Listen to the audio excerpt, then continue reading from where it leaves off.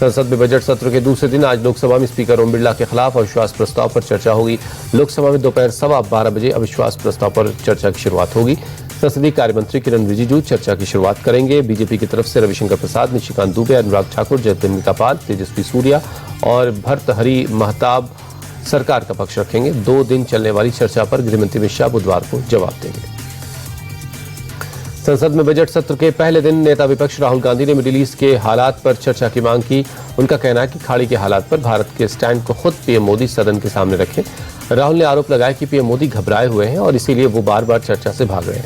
US के साथ trade deal के नाम पर कॉम्प्रोमाइज किया गया और अब ईरान को लेकर उन्हें ब्लैकमेल किया जा रहा है। मिडिल ईस्ट की जंग से भारत में आर्थिक तबाही आ सकती है। विपक्ष के भारी हंगामे के बीच मिडिल ईस्ट संकट पर विदेश मंत्री एस जयशंकर ने राज्यसभा में बयान दिया। जयशंकर ने कहा कि मौजूदा हालात पर सरकार की नजर है। भारतीयों की सुरक्षा को लेकर सरकार गंभीर है और प्रतिबद्ध है। हम खाड़ी देशों में मौजूद भारतीयों के संपर्क में हैं। हमने वक्त रहते नागरिकों को आगाह किया। विदेश मंत्री ने कहा कि कूटनीतिक बातचीत के जरिए समस्या का हल होना चाहिए। जंग से सप्लाई चेन प्रभावित हुई है। फिलहाल ऊर्जा जरूरतों को लेकर सरकार पूरी तरह से अलर्ट है। वन नेशन वन इलेक्शन को लेकर तैयारियां तेज हो गई हैं। इसे लेकर बनाई गई ज्वाइंट पार्लियामेंट्री कमेटी की बैठक हुई। मीटिंग में जम्मू कश्मीर के पूर्व सीएम गुलाम नबी आजाद ने बिल को देश हित के लिए जरूरी बताया।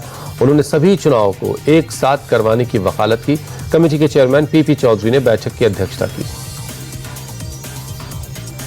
विधानसभा चुनाव में ओवैसी और तेजस्वी की तकरार खुलकर सामने आई, लेकिन अब राज्यसभा चुनाव के लिए दोनों दल हाथ मिला सकते हैं। सूत्रों का दावा है कि आरजेडी ने राज्यसभा चुनाव में समर्थन के लिए एआईएमआईएम से संपर्क किया। बदले में ओवैसी की पार्टी बिहार विधान परिषद में एक सीट मांग रही है। एआईएमआईएम के 5 और बीएसपी के 1 विधायक के बिना आरजेडी का जीतना नामुमकिन है। इसीलिए तेजस्वी भाईजान को मनाने में लगे हैं। दिल्ली के मदनगीर भूमिया मंदिर के पास बीती रात फायरिंग की वारदात से सनसनी फैल गई। बताया जा रहा है कि हमलावरों ने एक युवक को गोली मार दी। घायल युवक को अस्पताल में भर्ती करवाया गया, जहां उसका इलाज चल रहा है। वारदात को अंजाम देने के बाद हमलावर फरार हो गए।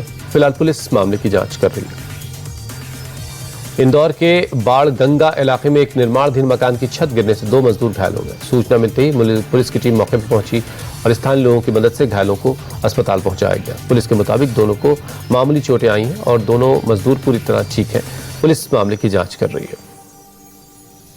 इंदौर के रिंग रोड इलाके में एक ट्रैवल कंपनी के वर्कशॉप में आग लग गई, जिसकी वजह से एक बस और गोदाम जलकर खाक हो गया। मौके पर पहुंची दमकल की गाड़ी ने कड़ी मशक्कत के बाद आग पर काबू पाया। इस हादसे में किस तरह की जनहानि नहीं हुई है। आग से काफी नुकसान की आशंका जताई गई। फिलहाल हादसे की जांच की जा रही है।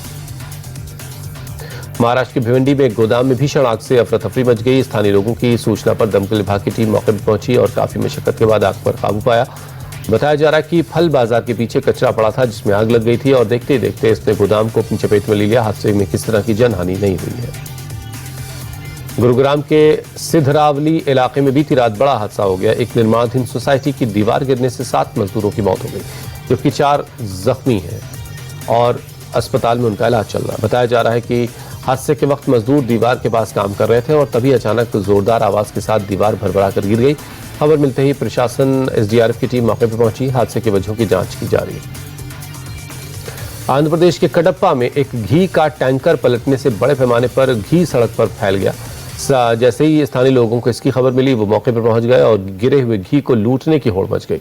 कोई बाल्टी तो कोई बोतल में, जिसको जो मिला वो उसी में भरकर घी लूटने की कोशिश में लग गया। इस हादसे में ड्राइवर और क्लीनर को मामूली चोट आई है। ड्राइवर का टैंकर से कंट्रोल खोने की वजह से ये हादसा हुआ।